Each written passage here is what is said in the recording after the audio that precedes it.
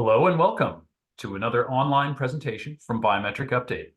We discuss the hot topics in biometrics and digital identity. I'm your host and the managing editor of Biometric Update, Chris Bird. Today we're going to talk about how LiveScan fingerprinting technology can improve the speed and quality of biometric capture for law enforcement. Fingerprinting suspects and persons of interest remains one of the key sources of information behind the arrest and conviction of numerous felons every year in the United States and all around the world.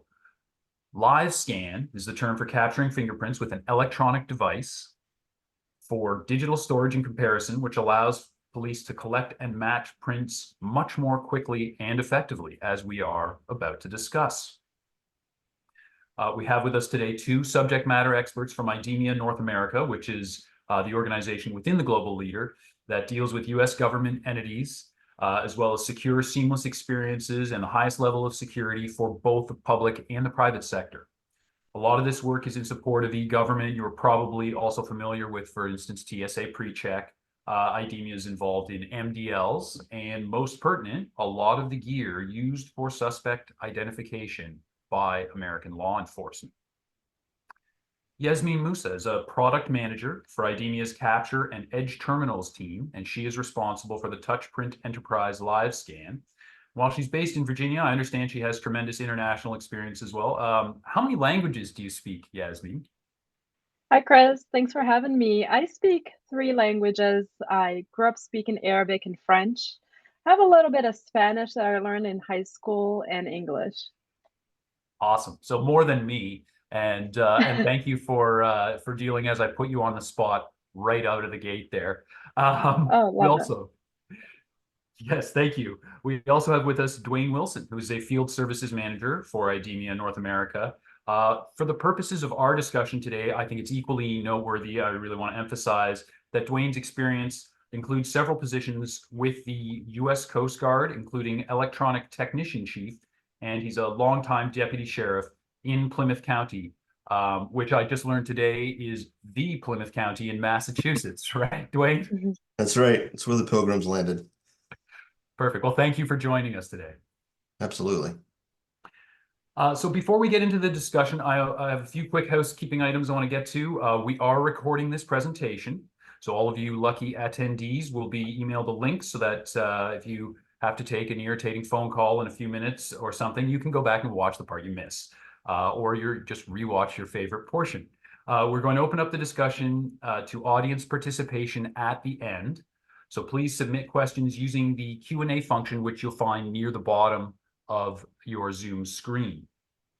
I'm going to ask for you to submit those questions as we go along, as they occur to you. Some of them will likely be answered as we go through our discussion. And if you want to wait till the end and ask at that point, that's fine too. We will answer as many of the questions as we can get to. And in the interest of doing so, let's get right into it. So let's start by talking about what the role of LiveScan technology is in law enforcement operations. So can I go, Dwayne, to you first from your experience? Can you tell us about that role? Absolutely. So I've been in the biometrics world for about 20 years. And when I first started, there was only a few live scans or law enforcement agencies capturing fingerprints, although fingerprints have been around for quite a few years. But I was able to see kind of the progression of both the speed of capturing the fingerprints and also the quality of the fingerprints in both with the software and the hardware was ramping up.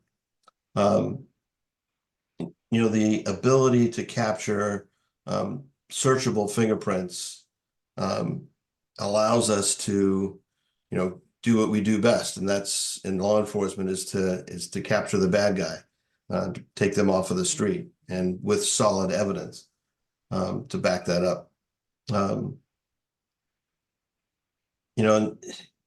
Some of the law enforcement agencies that are just maybe they're smaller or more rural, we're still doing ink prints, and some of the issues with the ink prints was that once you put ink on a piece of paper, there's no quality or feedback until a couple weeks later, the card's sent back for you to redo. So the LiveScan allows that immediate response that for the quality of the fingerprint, so that you can correct the issue right there and provide input into the AFIS, and get the response back as to who this guy is and all that. Yeah, easy to imagine how major the time savings would be compared to having to go and redo an enrollment kind of thing. It's a pretty dramatic difference, I would imagine.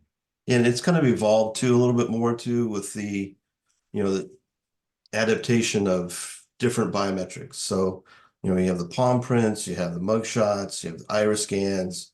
Those are all part of that package now with the criminal history that gets searched at the AFIS and feedback and available for latent or crime scene investigators to be able to utilize those things. And with more modalities and more data comes even greater need for efficiency, I would imagine. So, Yasmin, can I ask you same question, but you're on the development side. So, what about the role of LiveScan, and maybe you can touch on some of the algorithms that are within the solution. Absolutely, Chris. I think Dwayne really articulated the point really well based on his experience with the field and currently working with our law enforcement partners. They have a lot of challenges on the field, and we want to make sure that we provide them with a solution, not just to capture biometrics, but also a solution that down the line ensures their safety, the speed. They need to be able to quickly process subjects and to quickly transmit digital fingerprints and other biometrics that they've captured.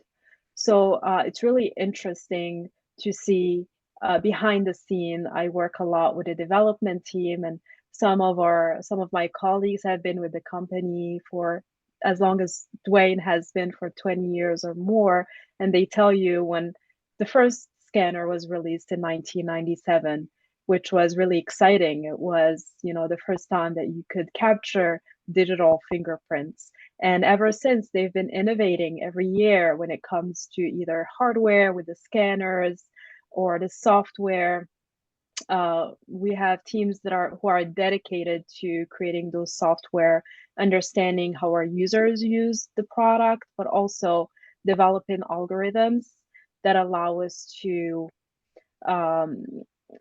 really speed up and streamline the process. And kudos to them, because they're getting a lot of recognition. They've ranked industry leading in the NIST ranking first for so many years, I think 3 years now, for facial recognition fairness, for latent prints, for iris. Iris is really interesting because there aren't two people with the same iris.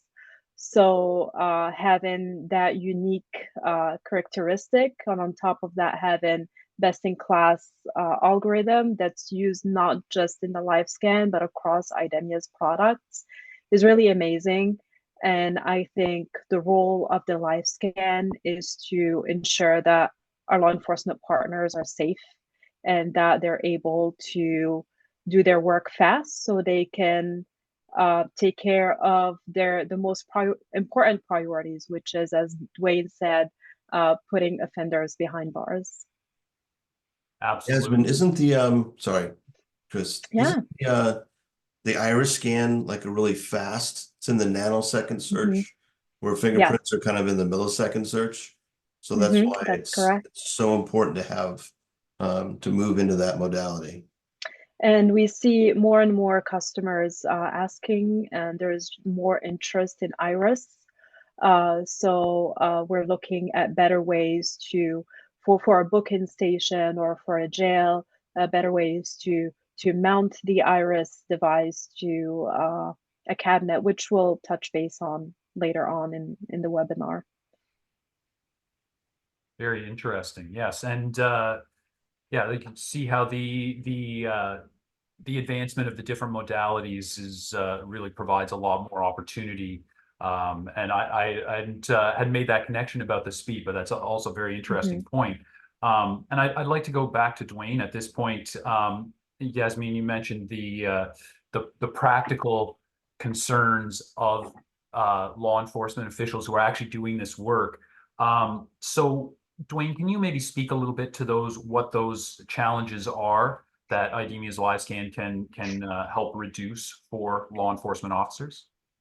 Yeah, so I think the biggest one is, officer safety.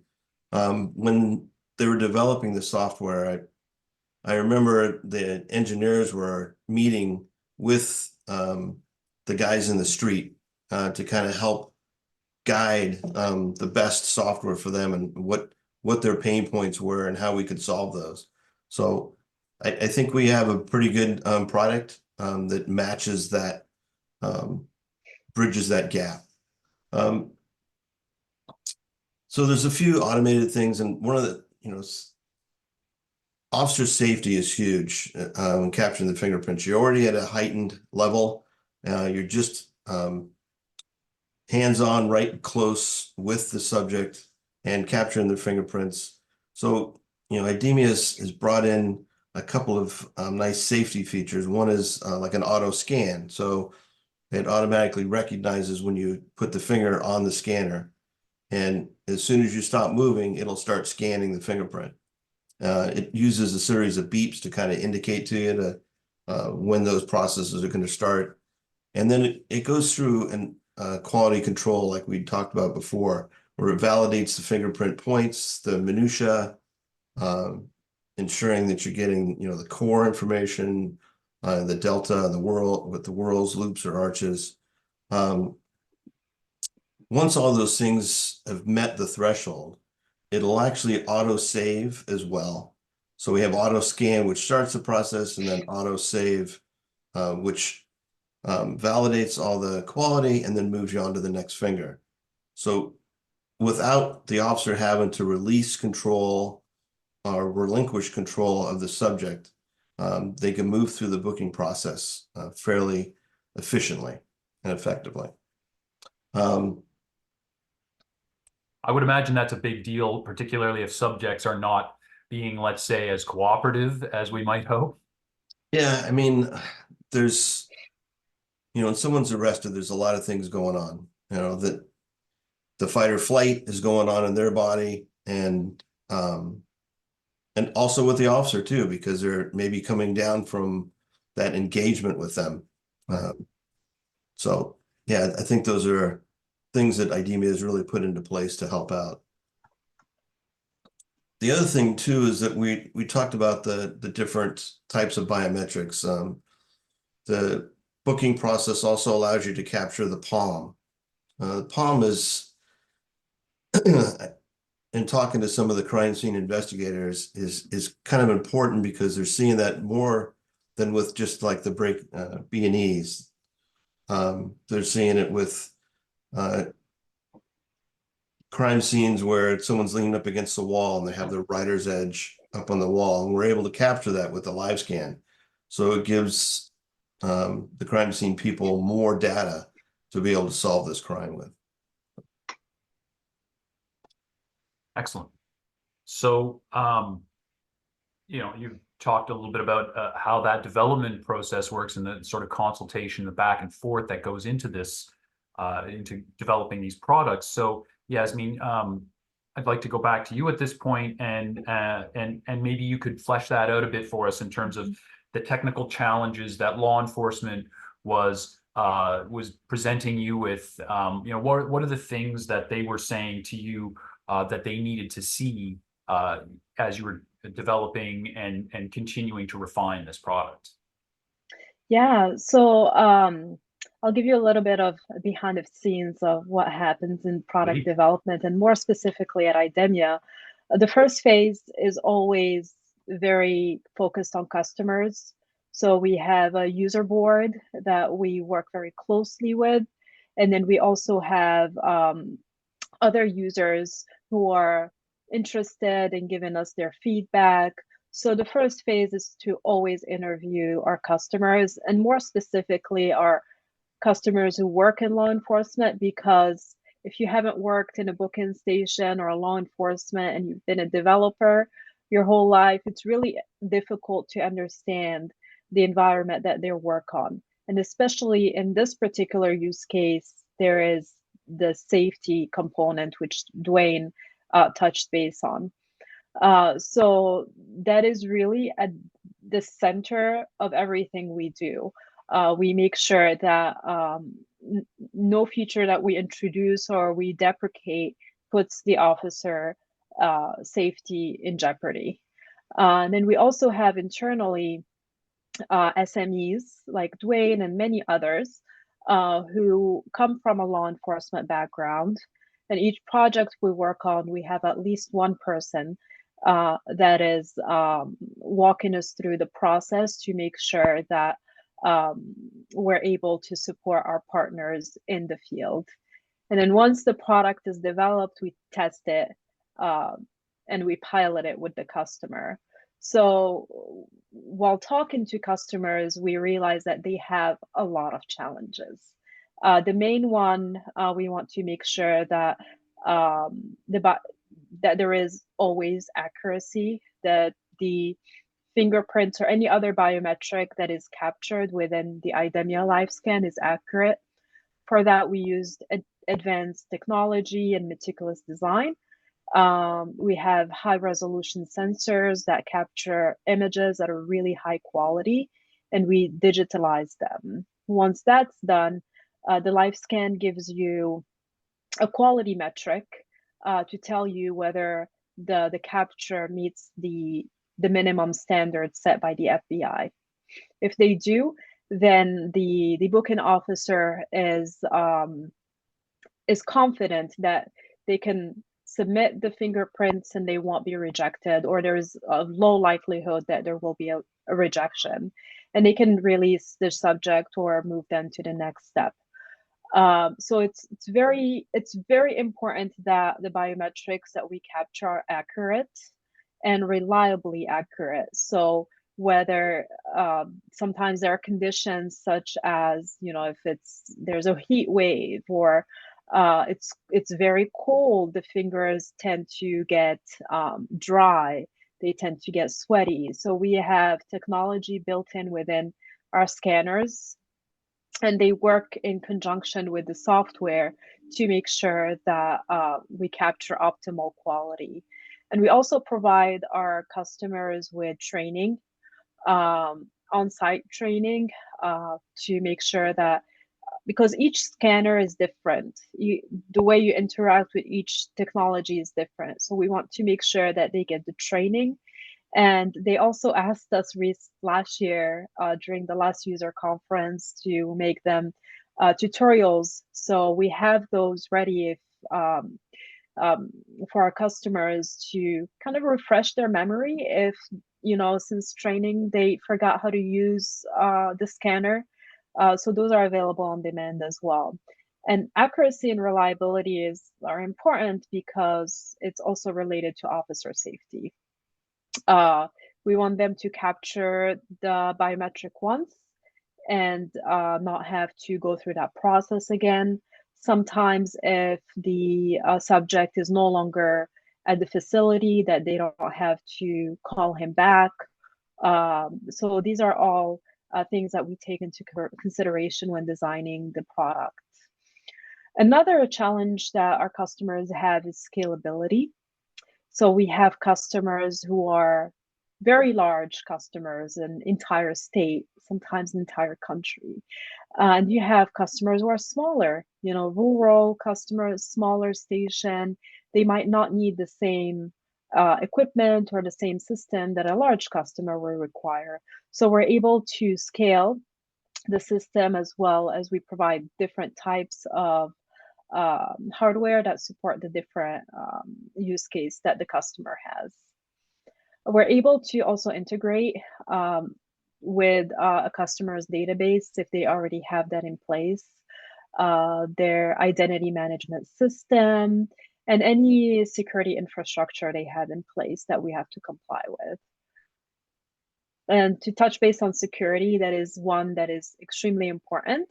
Officer safety is important, but protecting sensitive fingerprint and biometric data is also very important. So what we do, we work with the customer to make sure that this is enforced. And internally, we do a lot of pen testing, a lot of or what we call pen testing, to make sure that there aren't any breaches or any unauthorized access to any data that our customer has.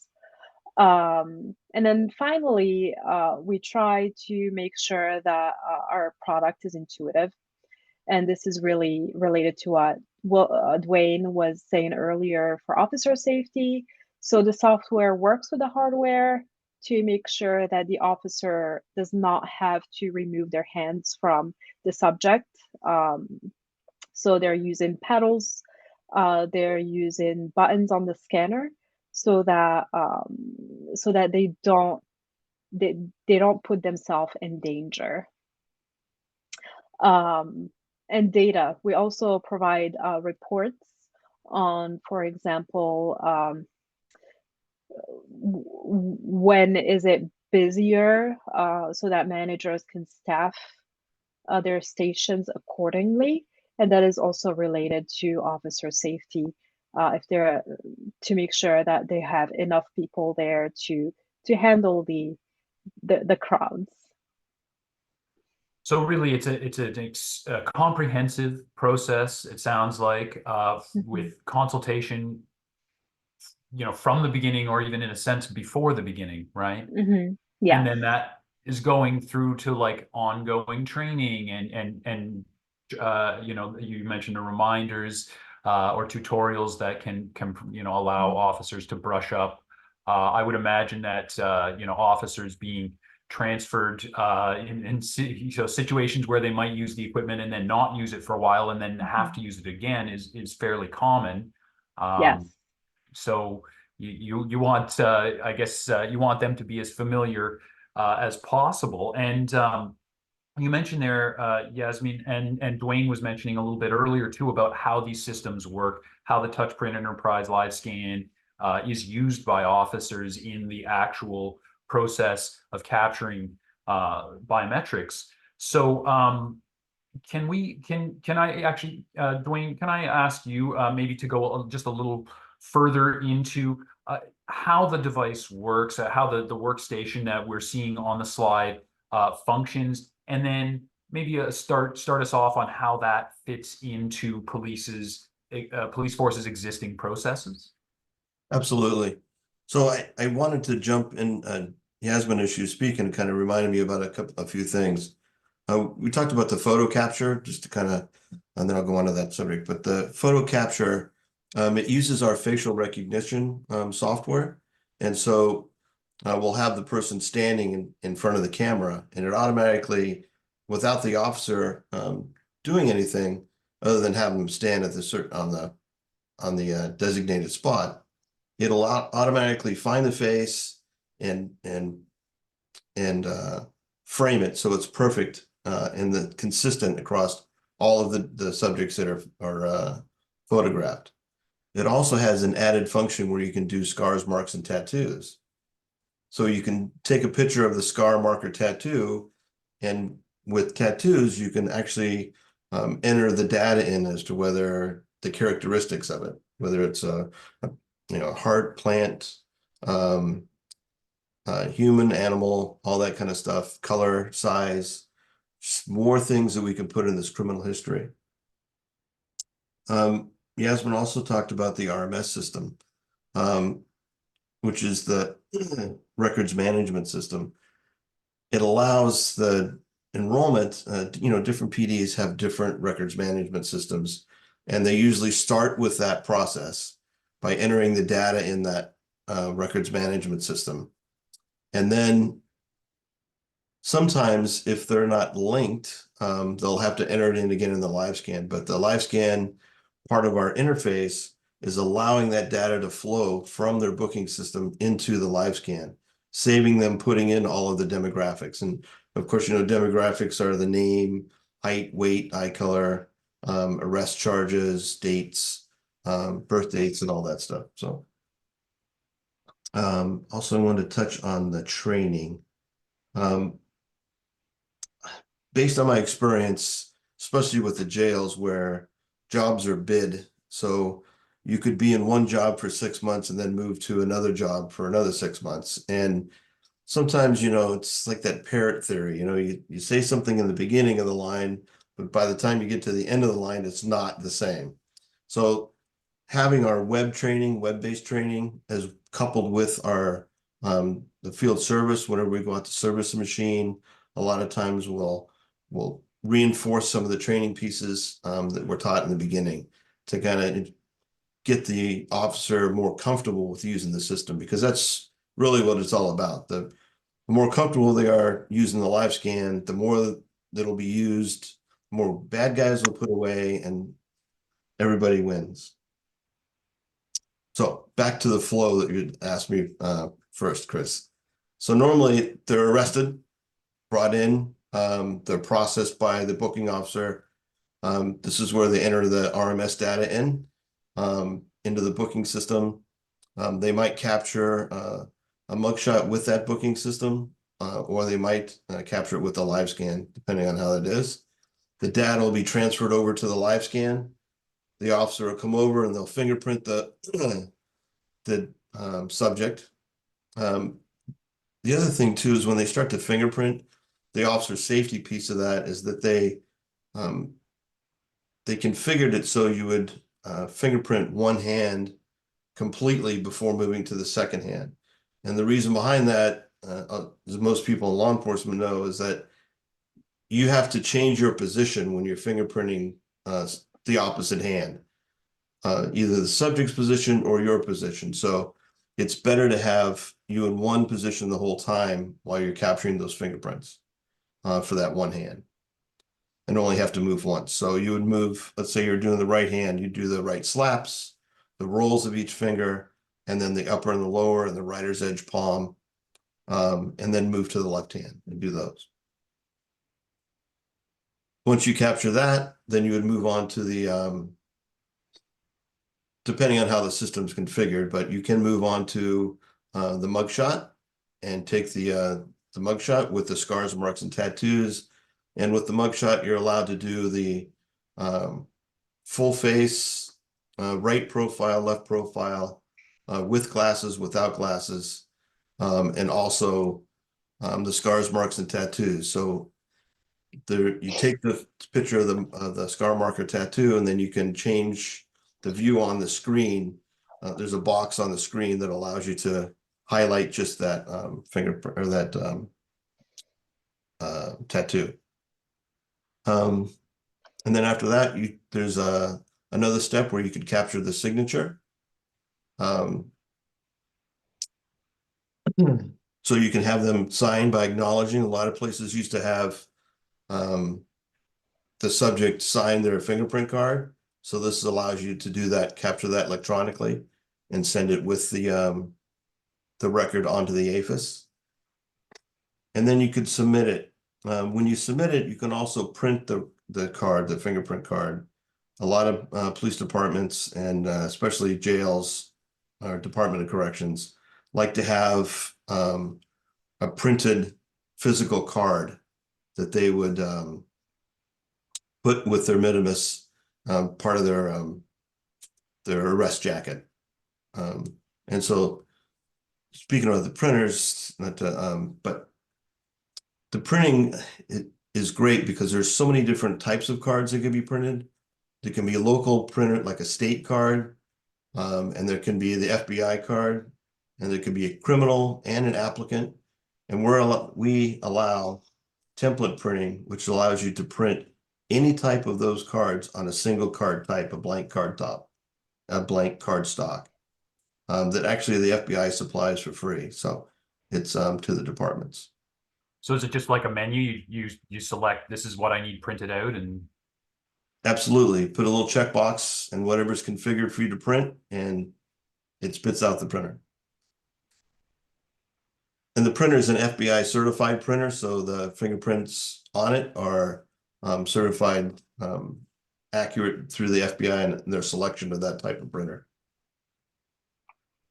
That takes us from the moment of arrest through complete enrollment. At this point, the biometrics, the biographic data, the scars, marks, and tattoos, all of this data is in the system. You've got it in your back end. You can run matches. You've also got the printed out card. You can put that in the jacket or do whatever it is that your particular agency uses, right? So that's point A to point Z kind of thing. Yeah, and there's one more that they're starting to add now. I know the state that I work in the most, they're looking at this moving into the future, and they're going to be adding iris capture as well. So one of those steps, probably before signature, they'll have you capture the iris, and that'll all be part of that criminal history bundle that gets transmitted to the AFIS, the state and the FBI's AFIS. So yeah, it's a really complete package that IDEMIA offers a solution for. Very good. Yasmin, do you want to add anything there about the processes or development? I think Dwayne did a really good job capturing the process.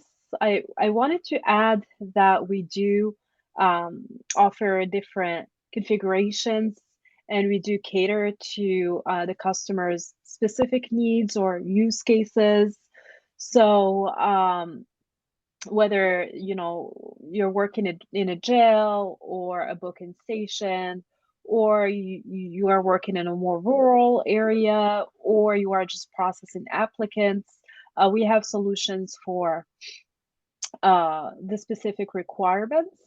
And usually we will have a large customer. If we have the state as the customer, they will have, for example, the cabinet in their larger booking station, and then maybe a desktop option in a smaller station.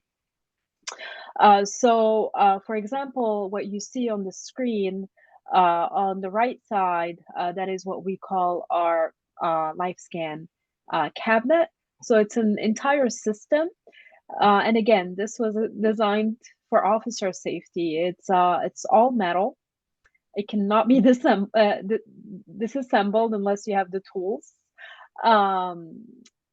We've taken safety precautions such as even the camera is enclosed in metal sheets. You have to have the tools to open it up and take the camera out. The keyboards, the scanners, everything cannot be taken out and used as a weapon. Even the wires are attached in a way that they cannot be removed easily. It's locked, it's extremely heavy, so it cannot be moved within a room. So this is the standard that will be used in a booking station or a jail. We offer different types of scanners depending on the use case, either a TP5300 shown on the screen on the left side. This one allows you to capture palms, and it also has the moisture discriminating technology. So it allows you, if you have sweaty hands, we're able to capture optimal quality fingerprints. It also has technology for dry fingers. So we're able to capture high resolution images that can be digitalized later on, thanks to the technology and the plan. We also offer different configurations, such as the desktop shown in the previous slide. This one can be used in a smaller station or for applicant booking. For the applicant booking, you would use another product, which will be either an MTOP 2020, which is a smaller unit than the TP5300. That allows for the capture of 4 fingers, rolls and thumbs. It guides the user while they're taking the capture of the fingerprint. It has LED lights that help you through the process. And it does provide real-time fingerprint quality checks. The MTOP 2020 captures at 500 DPIs. It is FBI certified, and it can be used in both a criminal and applicant setting. It's available on both a desktop as well as a cabinet setting. And the cabinet also is available in either a height adjustable version or a fixed version. The height adjustable version allows you to lower the scanner so that you're able to accommodate if there's someone with a disability, or height if someone's really tall or short like me, or sometimes if someone does not want their fingerprints taken, it helps to kind of you're able to maintain positive control of the subject while you're taking the fingerprints. And the last configuration that we offer, it's the first one on the slide, which is the portable, first one on the left, the portable configuration. And this one is really used if you're a first responder, if you have to go to a crime scene, if there was a natural disaster and you need to capture fingerprints, or you're working at a border control, then this will be ideal solution. It comes in a sturdy, ruggedized case, and it's compatible with a laptop, so it could be easily transported and charged. We do have also a very sleek portable scanner that will be the MTOP Slim V3. It's compact, it's a very efficient scanner. You see it on the right side of the screen. It's really ideal for portability. It uses TFT technology, which is thin film transmitter technology. It allows for slap and roll. It has also the same scan indicators as the MTOP 2020. And it's used in various use cases: law enforcement, applicant enrollment. We have some international customers who use it for in very remote areas for voting registration. So it's really neat. With a laptop, it could be easily packed, easily assembled and disassembled, and it's FBI certified. It processes 500 DPIs. So as you can see, Chris, we do have multiple configurations when it comes to the hardware that allow us to service large customers with a lot of resources, or very small customers who are very remote and who need just a solution to allow them to capture biometrics. I've seen pictures of some of our global customers. It's used in very rural areas that are really hard to get to in a tent, so it's really versatile. And when combined with the software, we're able to really provide our customers and our partners with solutions that really fit their needs. We're even able to configure, customize our software to fit the needs.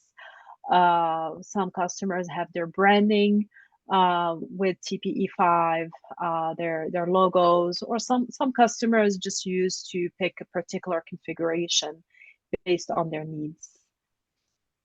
So I think, oh, go ahead, Chris, sorry. Well, I was just going to say, we've been talking, we started talking largely about,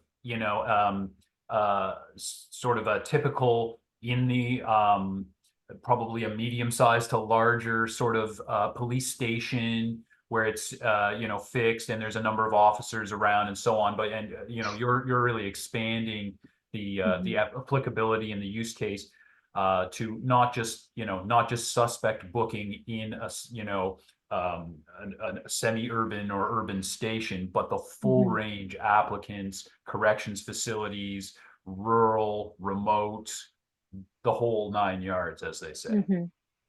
Yeah, and I'm sure Dwayne will have a lot more um, information about things to say than I do when it Many comes to the scenarios. field. Yeah.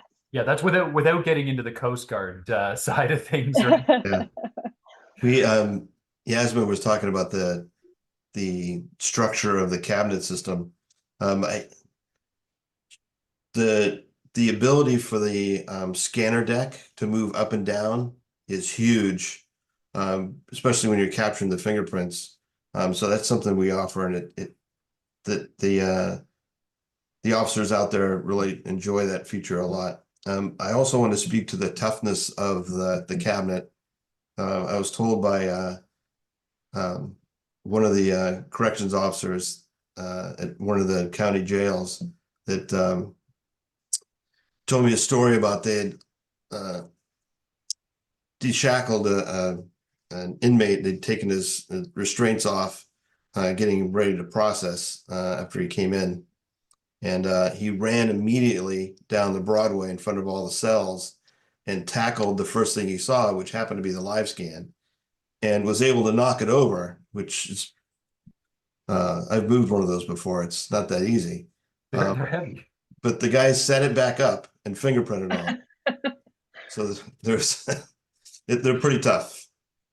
You should have got the guy to set it back up for them, but I guess a lot going on in that moment.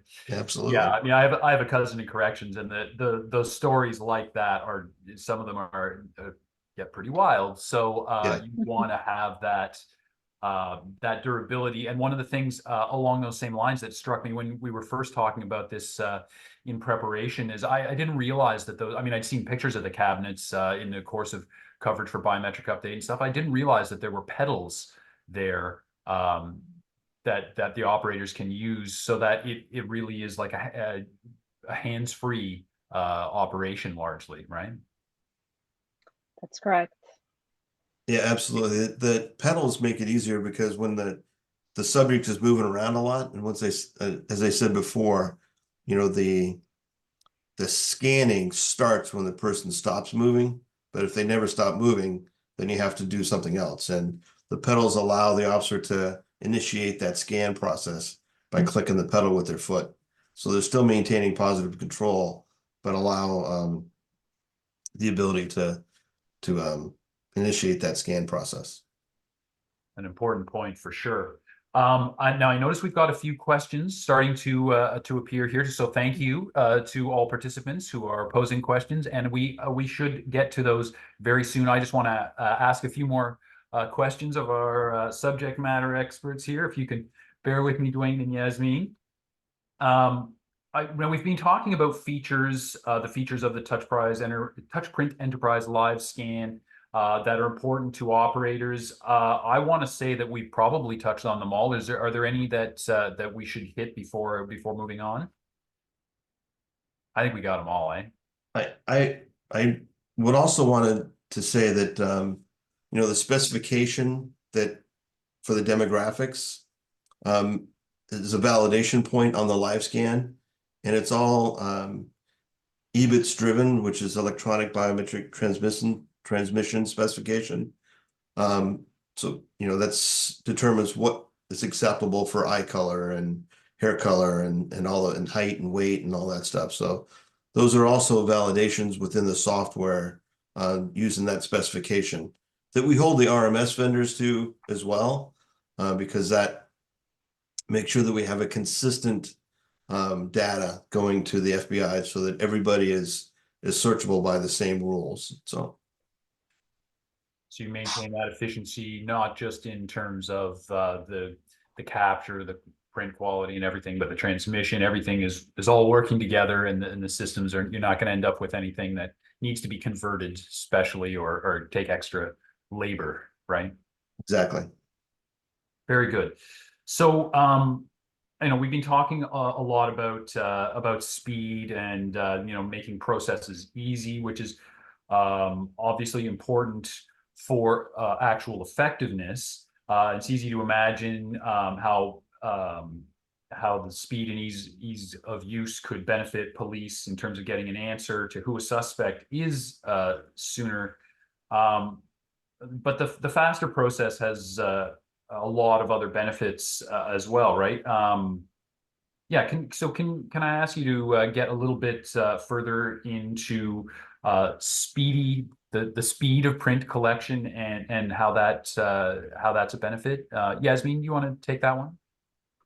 Yeah, so the speed is really important, as you mentioned, for officer safety, but it's also important to make sure that we're able to go through the entire process fast, because usually um, you have a limited time where you can capture those prints. You have other prints that or biometrics or other subjects that you have to process, especially in the jail environment.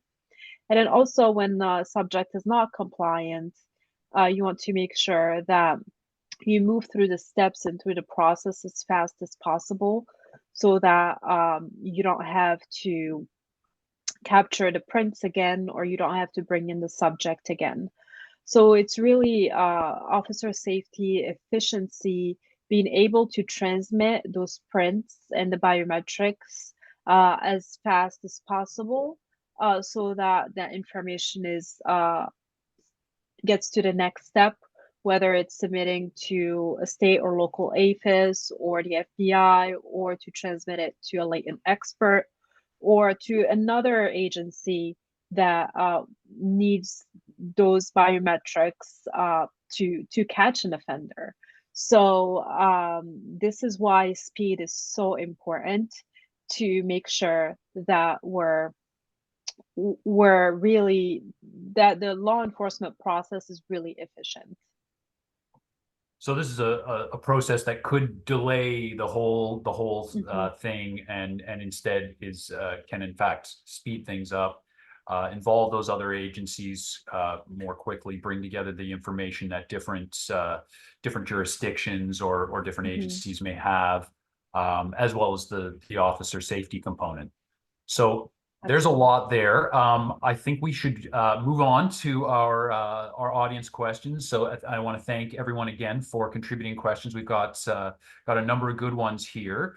So the first one I'd like to pose: is there any plan to incorporate the ability to capture images of subjects' shoes along with their biometric records? So I would imagine we're looking at the treads on shoes and stuff like that. Is that we've had someone ask for feet prints, but not shoes yet. This is a really interesting one. Currently, we don't support the capture of prints or clothing, but or shoes, but this is something that we could look into. And as you discussed earlier, this is a product that evolves over time. Absolutely. The 1997 version, I would imagine, is quite unrecognizable at this point. Absolutely. And the regulations also change, so we have to constantly comply with that. Very good. Next question: if I'm doing a large amount of applicant prints, would the MTOP versions be more efficient? So it's applicant prints, large volume. MTOP recommended. What do you think, Yasmin? I think the MTOP for applicant prints will be appropriate, as you don't need to capture palm. So I would recommend the MTOP version. Very good. Another question about tablets with fingerprint scanning and capture capabilities. Now, you were describing, and we were showing earlier, a remote or a portable, scanner, right? So yeah, is that what you would recommend in that case? We do have a tablet that is equipped with TPE5. It was released a couple of years ago. I am unsure if it's still available, but there's something that we can look into. It uses the same type of TFT scanner that I showed in the slide earlier, and it is equipped with TPE5. and specifically for law enforcement. Very good. We have a question specific to Canada. All devices must be RCMP certified. It's Royal Canadian Mounted Police. That's our federal police north of the border. Current IDEMIA product offerings to law enforcement clients in Canada are already certified. IDEMIA Canada is also currently involved with the RCMP to have additional devices featured in this presentation. So it's seems more of a statement than a question. Anything to add there, Dwayne or Yasmin? No. No, I think this is perfect. Yeah. A good point. Yeah, we do comply. We do, and this is really to emphasize that we do comply with different regional requirements.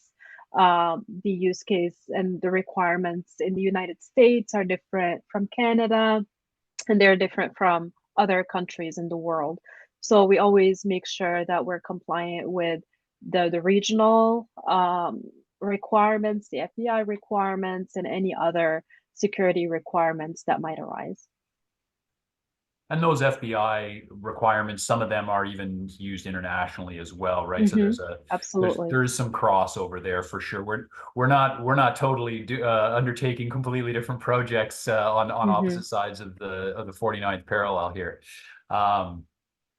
So we have another question. I've been doing applicant events and can print a person every 3 to 5 minutes. Has anyone else reported challenges with the software being able to catch up at times? Yeah, so the software has a threshold, and maybe Dwayne can touch base a little bit more on that as he has used it on the field, that can be adjusted to speed up the capture process, especially for applicants. So that is something that we could look into to see whether we can speed up that process to make it more convenient.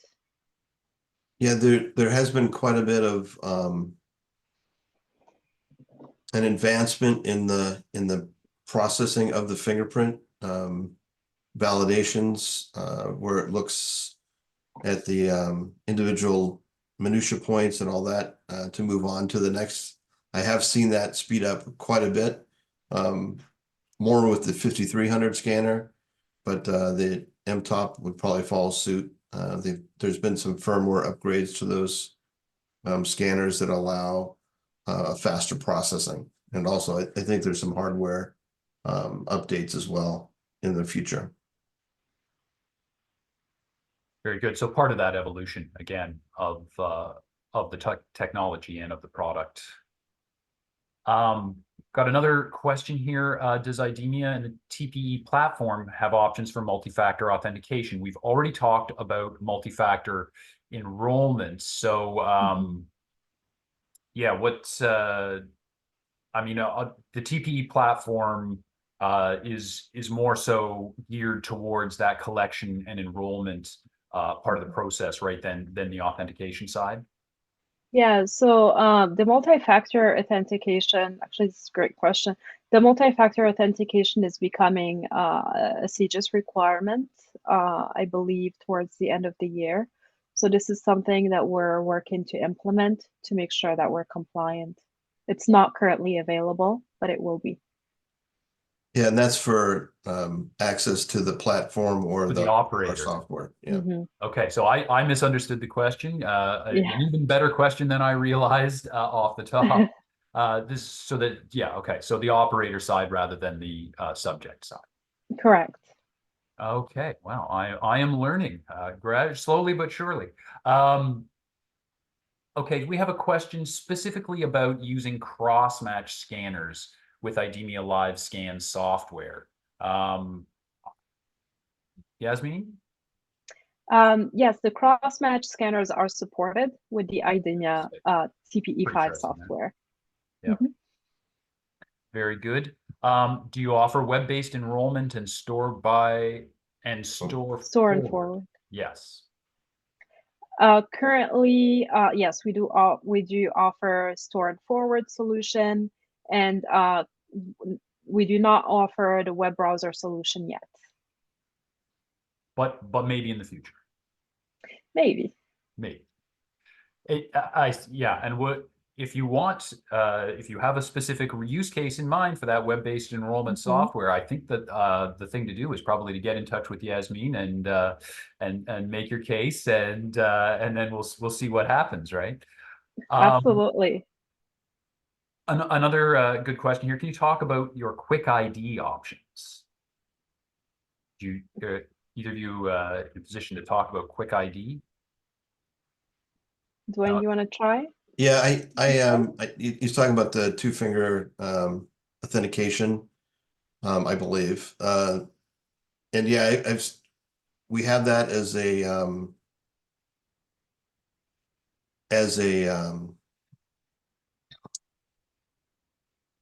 option in the field as a TOT type of transaction to be able to use. Some places use it for in a jail for movement of inmates or dismissal of inmates to make sure that they release the same guy that they want to.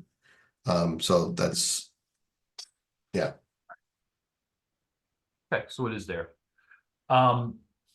We have another question that essentially about scanner support, referring to IB scanners. So let's blow that right out and say, can you talk a little bit about third-party scanner support and third-party hardware and software support in general, maybe?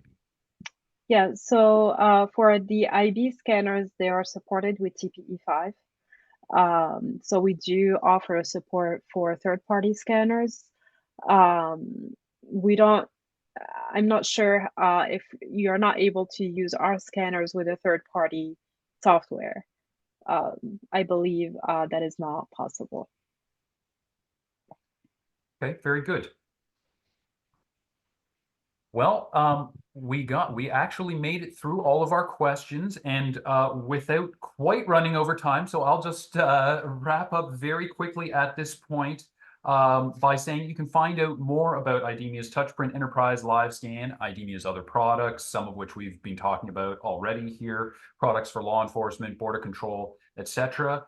Go to na.idemia.com. You can get in touch with Yasmin and Dwayne through there.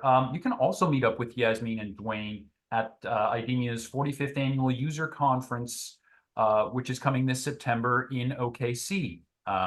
Yasmin referred to feedback at the previous user conference informing development of current products. So that's a great opportunity to get in touch and contribute to the next wave of biometric technology for law enforcement. So thank you again, Yasmin, and thank you, Dwayne, for joining us and sharing your insights today. Thanks for having Thank you, us. Chris. Want to thank all of you for watching and listening along, and for all of those who submitted questions. We'll be back soon to talk about the opportunities and challenges in biometrics and digital identity. And until then, stay safe and have fun.